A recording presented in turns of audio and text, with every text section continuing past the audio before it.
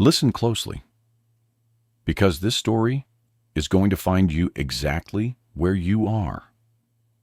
There are people in this world who live their entire lives inside someone else's miracle. They wake up next to greatness every single morning. They eat beside it, work inside it, breathe the same air as it. And yet somehow, no matter how close they stand, the blessing never quite lands on them. Have you ever seen someone like that? Maybe you have watched them from a distance and wondered. Maybe you know one personally. Maybe if you sit quietly with yourself for just a moment, you will realize that person is you. This story is for you. A long time ago, in a world where the heavens and the earth still spoke to each other openly, there lived a man named Akapo. He was not a king. He was not a warrior. He carried no title that made crowds step aside when he walked through. But what Akapo had was something most human beings could only dream of standing close to. He worked for Orunmila, the great oracle of God, the one chosen by Olodumare himself, the supreme being, the creator of everything that breathes and everything that does not. To stand between heaven and earth, to carry the cries of humanity upward and bring divine wisdom back down. Orunmila was the bridge between two worlds, and Akapo was the man who walked that bridge every single day. So tell me something. Why was he still suffering? If you're watching this video, please like, subscribe to the channel, and tell me in the comments where you're watching my folktale story from. I want to know how far it has traveled. To understand Akapo's pain, you must first understand what it felt like to work beside Orunmila. People came from everywhere, from distant villages with red dust on their feet and desperation in their eyes, from prosperous towns where everything looked fine on the outside, but something was rotting quietly within. They came carrying sick children, broken marriages, failed harvests, and hearts so heavy they could barely lift their faces when they walked through the gate. And Orunmila received them all. He would sit with each person the way still water sits, quietly, fully, without rushing. He would consult the sacred wisdom he carried, read the signs that only he could read, and then he would speak. His voice never needed to be loud. When Orunmila spoke, something in the air changed. Something in the listener shifted, like a knot that had been pulled too tight, finally being given just enough room to breathe. He would tell them what sacrifice to make, what path to walk, what to hold on to, and what to let go of. And then something remarkable would happen. Their lives would change. The barren woman who came weeping left, and returned months later with a baby on her back and praise songs spilling from her lips. The ruined merchant who came in with his head down left and came back a year later with wealth in his hands and his chest pushed forward with dignity. The sick child who was carried in limp and burning with fever ran back through those same gates, healthy, laughing, full of life. Akapo saw every single one of these transformations, every one, and he smiled each time. But beneath that smile, growing slowly and quietly, like a root pushing through stone, was something he had not yet named. 7 years. That is how long Akapo had been serving Orunmila when our story truly begins. 7 years of waking before the sun. 7 years of sweeping that compound, preparing that sacred space, running those messages back and forth with faithfulness and care.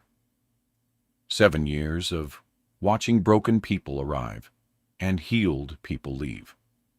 And 7 years of his own life staying exactly where it was. He had gone to Orunmila himself, more times than he could count. He had sat before his master, with his struggles laid open, and his heart fully exposed, the way a man sits when he has nothing left to hide. And every single time, Orunmila had listened, had given him guidance, had prescribed a sacrifice and sent him forward with direction. Akapo had done everything he was told, every single time, without shortcuts and without complaint. He made the sacrifices even when the cost stretched him thin. He followed the instructions even when he could not yet see how they would help. He trusted the process even when the process seemed to be producing nothing. But nothing changed. His finances stayed dry, opportunities appeared on the horizon, and then disappeared before he could reach them. The things he tried to build kept falling apart in his hands. The ground beneath his feet never shifted, and the people around him kept rising. There is a specific kind of pain that has no name in most languages. It is the pain of doing everything right and still arriving at nothing. It does not scream. It does not announce itself. It simply sits inside your chest every morning when you open your eyes, and every night when you close them. Akapo knew that pain the way he knew his own heartbeat, and after 7 years, it had become very, very heavy. The day everything broke open started like any other day. The compound was busy by mid-morning. Orunmila was receiving visitors one after the other, and Akapo moved through his duties quietly, guiding people to their seats, carrying items, keeping the space in order. It was ordinary work, the kind of work that becomes invisible when you have done it long enough. And then the merchant arrived. Akapo recognized him the moment he walked through the gate. 3 years ago, this same man had come to the compound completely destroyed. He had lost everything in a trade that went wrong.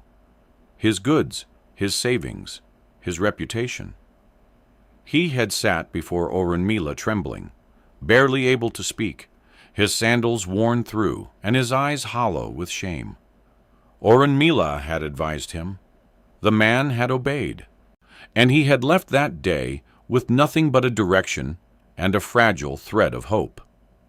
Today, he returned with servants walking behind him, fine cloth on his body, a cart loaded with offerings and gifts for Orunmila, a voice full of laughter and gratitude that carried across the entire compound.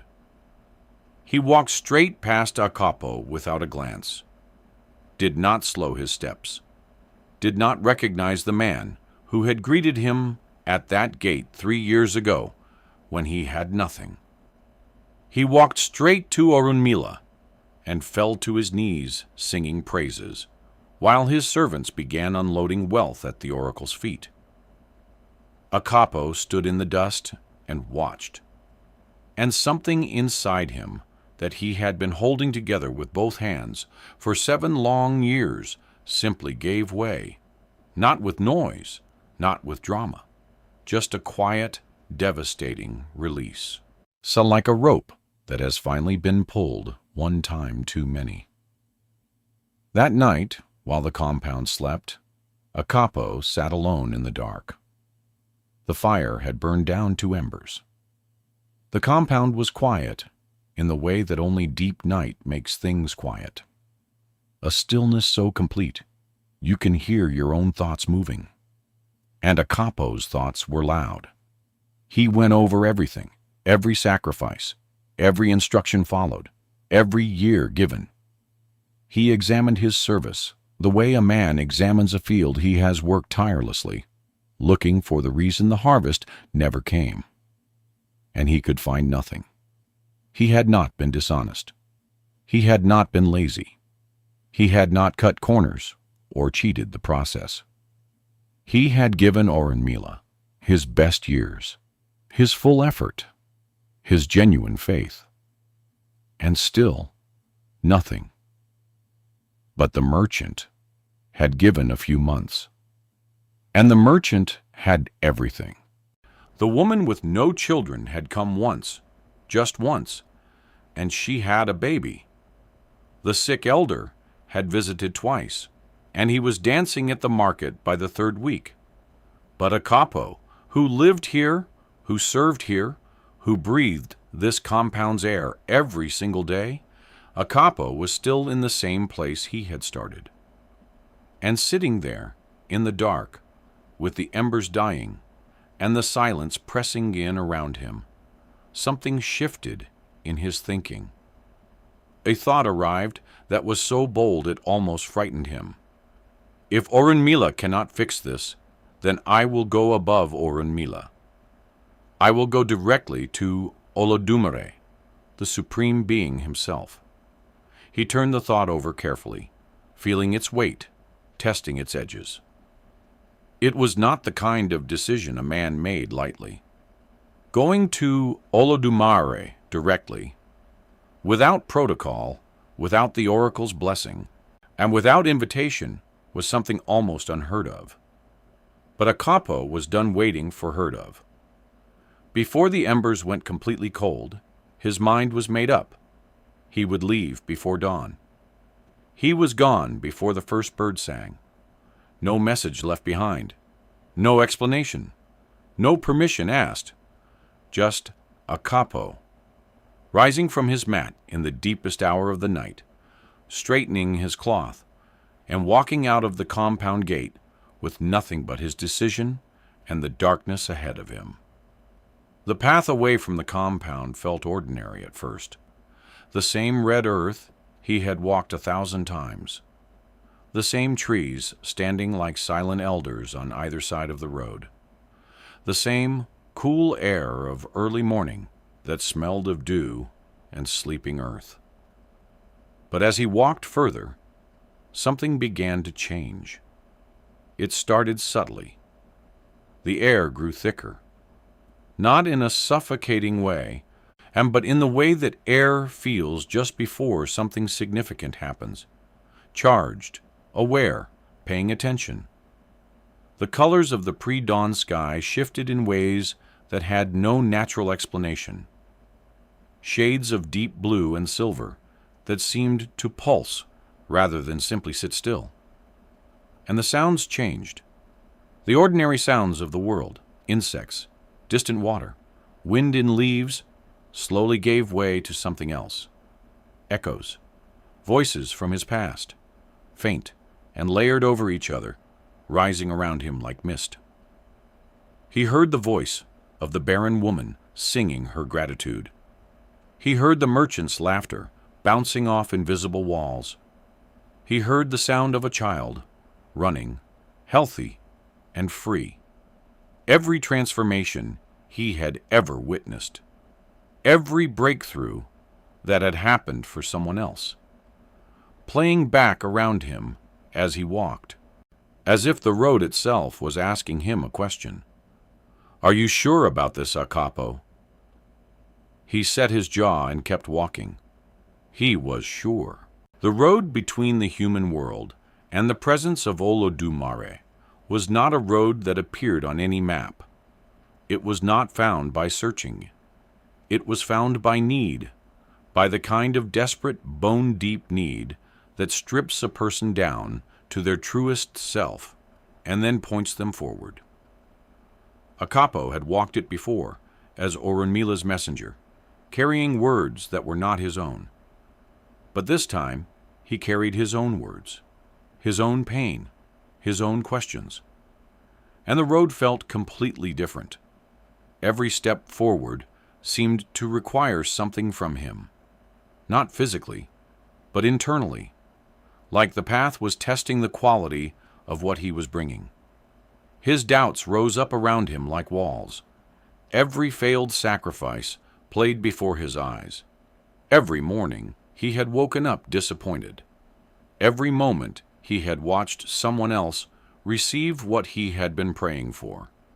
The road was making him walk through all of it, and then it would let him take another step. He passed through a place where the air was so still and so ancient that breathing, it felt like breathing something that had existed before language, before names, before the first human being ever opened their eyes. He passed through a place where light came from no visible source, but illuminated everything perfectly.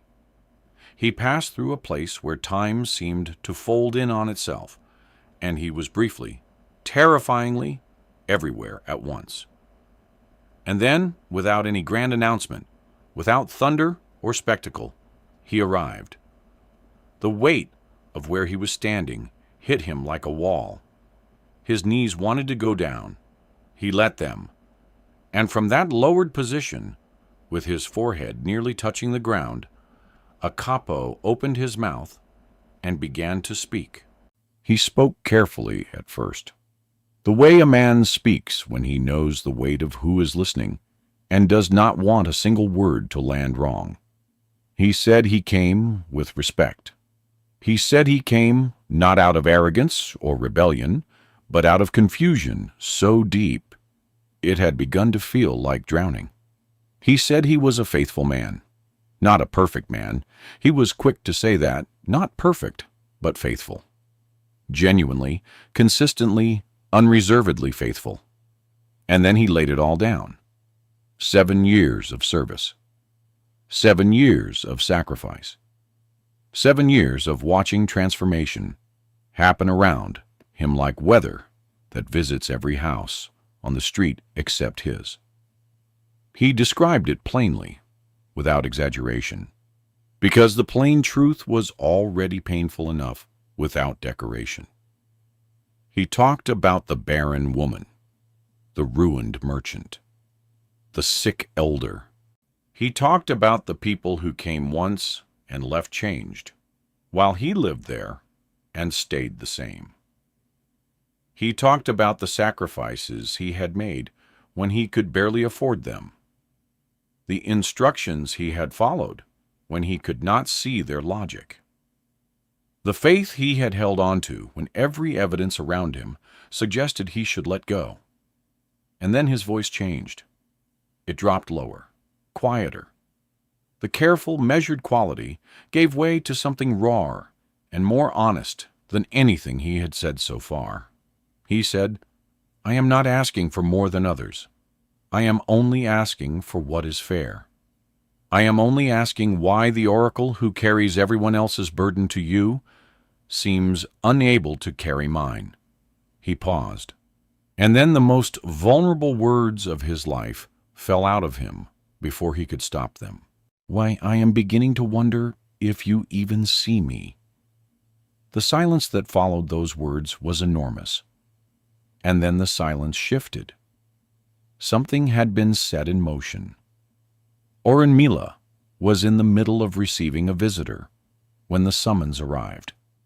He felt it the way you feel a change in wind direction, not with your hands or your eyes, but with something older and deeper than either. A shift in the atmosphere around him that had no physical cause. An awareness pressing into his chest that said quietly and completely, "Come." He excused himself from his visitor with calm dignity. He stood. He composed himself. He did not rush, because rushing before the Most High was its own kind of disrespect. But inside, something was stirring. In all his years as oracle, and those years were beyond ordinary counting, Orunmila had been summoned many times. It was part of what he was, part of what he had been chosen for. But each summons carried its own particular texture. Some arrived with the feeling of consultation, of being invited into a conversation already in progress. Some arrived with the feeling of urgency, of something needing to be addressed immediately. This one felt different. This one carried the unmistakable texture of a complaint. Orunmila began to walk the path between worlds with his hands clasped behind him and his mind moving carefully through his recent actions. He examined his work, his words, his decisions, every person he had advised, every sacrifice he had prescribed, every direction he had given. He searched himself completely, and at the end of that searching, he stood straighter, because he found nothing, not with pride, not with arrogance, but with the clean, quiet confidence of a man who has genuinely done his work with integrity and knows it. He arrived in the divine presence, and there, standing to one side with red-rimmed eyes and a chest that had clearly been carrying too much for too long, was a capo. Their eyes met, and everything that had never been spoken between them filled the air between them instantly. Olodumare spoke, not with thunder, not with the kind of voice that shakes the ground and sends people running, but with the kind of authority that does not need volume because everything within range of it simply becomes still and pays attention.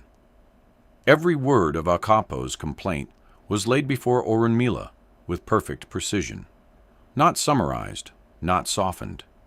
Every detail exactly as Akapo had spoken it: the 7 years, the sacrifices, the frustration of watching others rise, the feeling of invisibility, the desperate, breaking question, "Do you even see me?"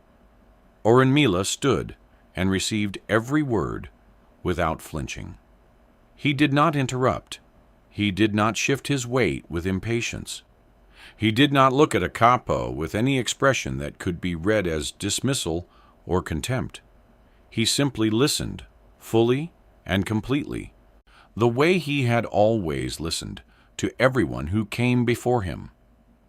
And when the full account had been given, when every syllable of Akapo's pain had been placed on the table between them, the silence returned. The audience watching this moment, whether they stood in that divine presence or heard the story centuries later around a fire, held their breath at exactly this point. Because now the question hung in the air like smoke. Was Orunmila guilty? Had the great oracle, in all his wisdom and divine appointment, somehow failed the one person closest to him? Was Akapo right? The silence stretched, and then Orunmila spoke. His voice was quiet, deliberate, each word placed with the care of a man who understands that what he is about to say cannot be unsaid. "What you have heard is true." He paused, "but it is not complete." The compound went completely still. Not the ordinary stillness of a quiet morning or a sleeping night. This was the stillness of something enormous about to move. The kind of stillness that arrives just before a dam breaks, just before lightning touches the earth, just before a truth that has been held back for a very long time finally finds its way out into the open air. Orunmila let his words settle for a moment. "What you have heard is true, but it is not complete."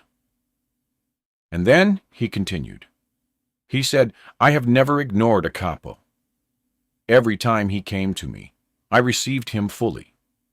Every time he laid his problems before me, I consulted the sacred wisdom carefully and gave him the best guidance I had. Every sacrifice I prescribed was the right one. Every instruction I gave was genuine." He paused again, not for effect, but because the next part carried a weight that deserved its own space. "But there is something Akapo did not tell you," he said, "not because he is dishonest, but because he has forgotten." The air tightened. Akapo's eyes moved to Orunmila's face. Something in his chest began to beat faster. He did not know what was coming, but something ancient and instinctive inside him seemed to recognize that whatever it was going to reach all the way down to his roots. Orunmila's voice dropped lower, more precise. The way a man speaks when he is carrying something delicate and does not want to spill a single drop of it. Before Akapo came into this life, he said, he made a covenant. 3 words landed on Akapo like 3 separate stones. He made a covenant. Before he took his first breath in this world, Orunmila continued, Akapo stood before the divine. He was given the moment that every soul is given, the moment of choosing, the moment before birth, when a soul looks at the life ahead and makes its deepest requests known. And Akapo made a request. He asked with his own mouth, using his own will, that all his blessings should come to him at night. Orunmila turned and looked directly at Akapo now. Not with accusation, not with triumph, but with the deep, steady compassion of someone delivering a truth they know will hurt before it heals. Night does not mean darkness, he said. Night does not mean punishment, or poverty, or being forgotten. In the language of covenants, night means the latter season of life. It means old age. It means the harvest comes, but it comes late, full and complete and overflowing, but late. And the covenant has been faithful. Every single day, it has been faithful. Every time a blessing drew close to Akapo, every time abundance was about to touch his hands, the covenant held it back, gently, carefully, the way you hold back water in a vessel, not to waste it, but to keep it safe until the right moment arrives. Akapo was not being denied. Akapo was being preserved. The words fell into the divine presence like stones into deep water. The ripples moved outward slowly, touching everything. And then Orunmila said the final piece. He came here today to accuse me of failing him. But the truth is that no one has failed Akapo. Not I, not Olodumare. The only thing standing between Akapo and his blessings is a promise that Akapo himself made before he was born. Silence. Complete, enormous, devastating silence. And every eye in that sacred space turned to Akapo. Akapo could not speak. His mouth was open, but nothing came out. Because there are moments in a person's life when the truth arrives with such force and such completeness that the body simply doesn't know how to respond. The mind reaches for words and finds none.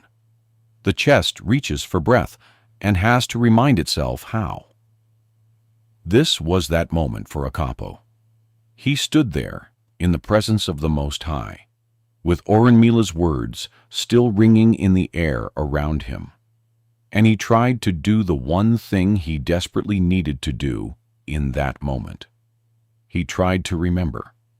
He reached back into himself as far as he could go, past childhood, past his earliest memories, past the first morning he had ever opened his eyes in this world. He reached back to the place before all of that, the place before birth, the place of choosing, the moment Orunmila had described. And there was nothing there, not because the covenant was false.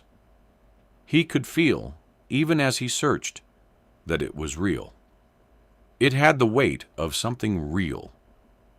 It had the texture of something that had always been there, quietly operating beneath everything, like the roots of a tree you have walked past 1,000 times, without ever thinking about what holds it in the ground. But the memory of making it was gone, dissolved by the process of being born, washed away by the noise and pressure and ordinariness of living. The way a dream dissolves in the first minutes of morning, no matter how hard you try to hold it. He had made it.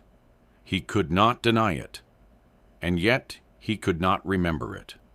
and that was perhaps the strangest and most disorienting grief he had ever felt. To be shown a decision you made and have no access to why you made it. To be handed a choice as evidence and not be able to feel yourself making it. He stood there, undone, not destroyed, but cracked open in the deep, irreversible way that only truth can crack a person open. And then Olodumare spoke directly to him. The voice of the Most High did not arrive like a storm. It arrived like dawn, gradual, inevitable, the kind of light that does not ask permission before it fills a room. Olodumare spoke to Akapo, the way a father speaks to a son who has traveled a long and painful distance, looking for something that was never as far away as he thought. Not with anger, not with the cold precision of a judge reading a verdict, but with a steadiness that carried more warmth than Akapo had expected, and more weight than he could have prepared for.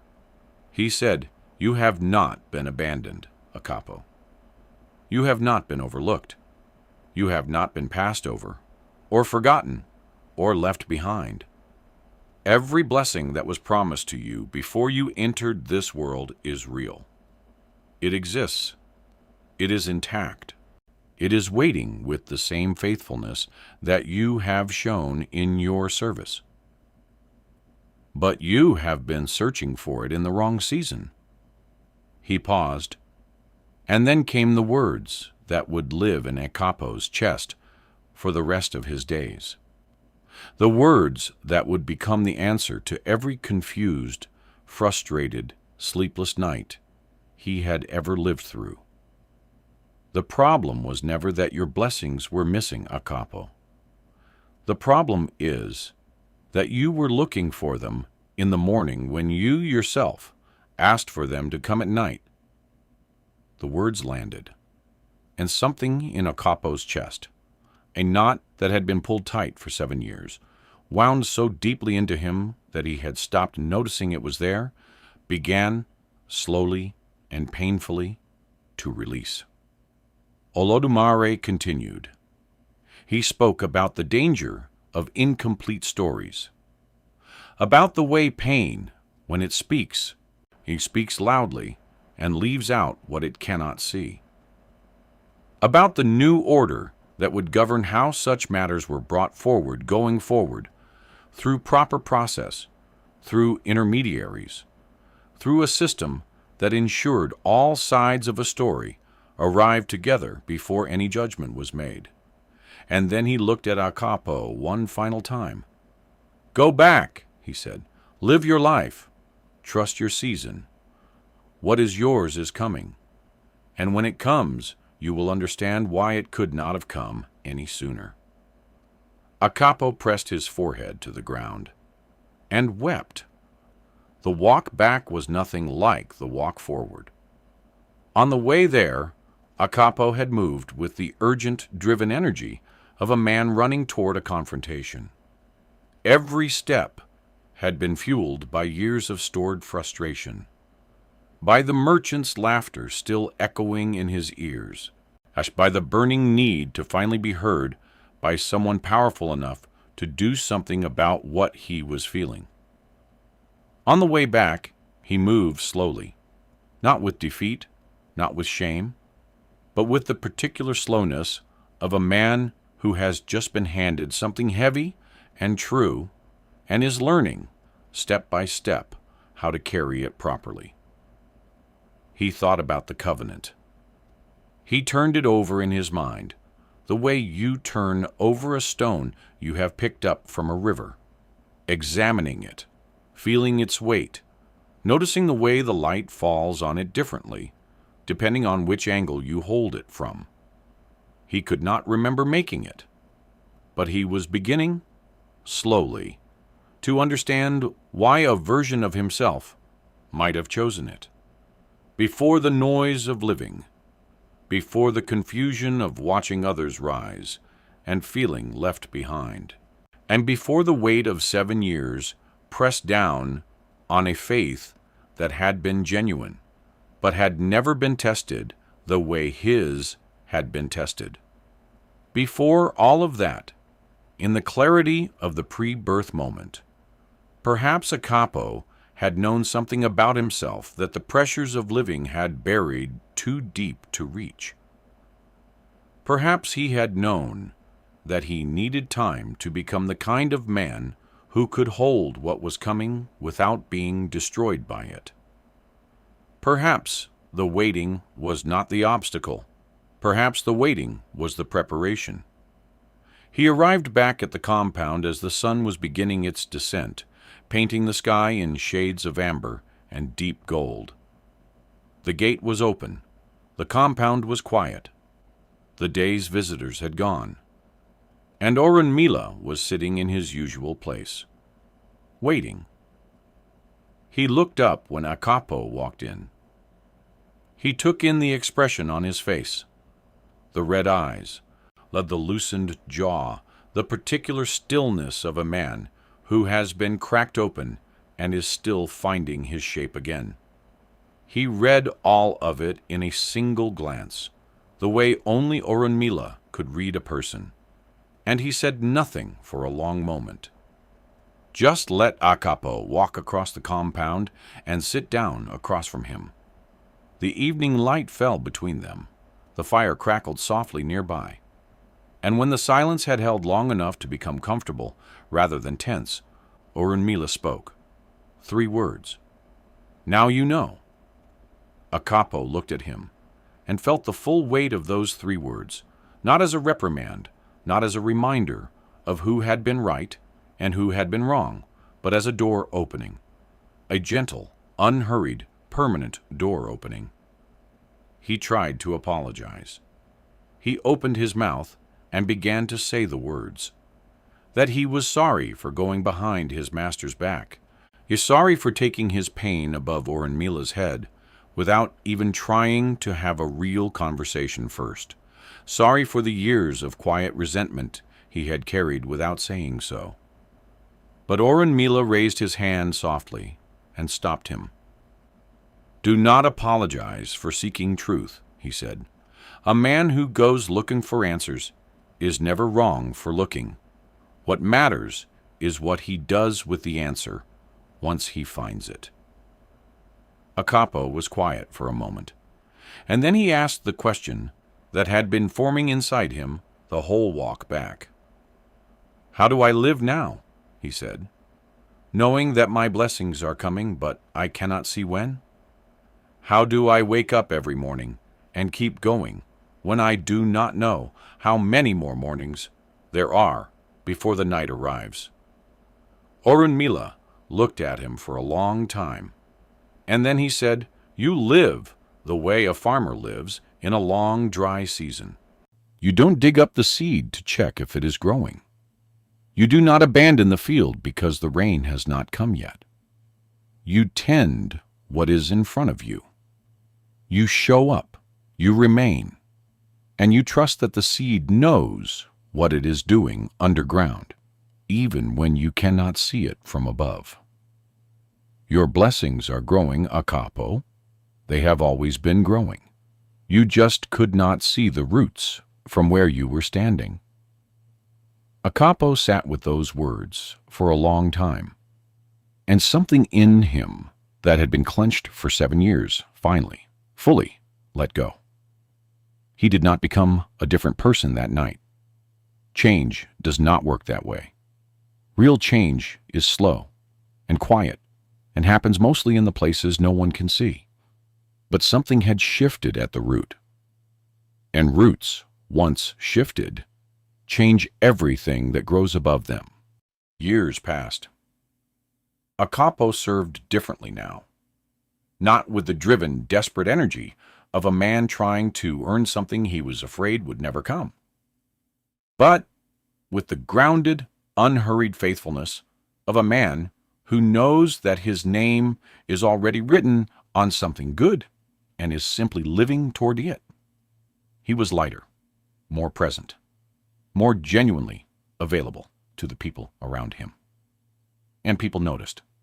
They couldn't always name what was different. But they felt it. The way you feel the difference between a fire that is burning anxiously, consuming itself quickly, and a fire that is burning steadily, giving heat without panic. Orunmila noticed most of all. And in the quiet of his heart, the great oracle smiled. Then the shifts began. Slowly at first. So slowly that a capo almost missed them. So a small door opening here. An unexpected provision arriving there. A conversation that led somewhere he had not planned. A single decision that turned out better than anything he could have engineered on his own. He almost did not trust it at first. 7 years of nothing teaches a man to be suspicious of something. Old habits of bracing for disappointment do not dissolve overnight. But he remembered what Orunmila had said. Do not dig up the seed to check if it is growing. So he did not dig. He stayed. He kept tending. And the trickle became a stream. The stream became a river. And the river became something for which there is no word small enough to contain it. By the time a capo was a man whose hair had turned to silver, and whose face carried the beautiful, earned lines of a life fully lived. His compound looked nothing like the place where he had once sat in the dark with dying embers and a breaking heart. Fullness had arrived, not in pieces, not in the cautious, rationed way that scarcity teaches you to expect, but in the way that things arrive when they have been stored up faithfully for decades, all at once, without apology, overflowing every container you try to hold it in. His wealth came, his influence came, the respect of his community came, the deep, satisfying peace of a man who has lived through his confusion and come out the other side still standing came. Everything came. And a capo, sitting in his compound one evening, as the sun went down, and the first stars of the night appeared one by one above him, wept, not from sadness, from a joy so enormous, so long awaited, so completely and perfectly timed, that his body simply couldn't hold it any other way. He wept the way a man weeps when he finally understands that nothing was ever wasted. Not one sacrifice, not one frustrated morning, not one sleepless night, not 1 year of watching others rise while he stayed still, not one moment of any of it. All of it had been part of the preparation. All of it had been growing something in him that wealth alone could never have built. And now he was ready to hold what had come, and he held it with both hands. Word spread, not because a capo announced it. He was not that kind of man.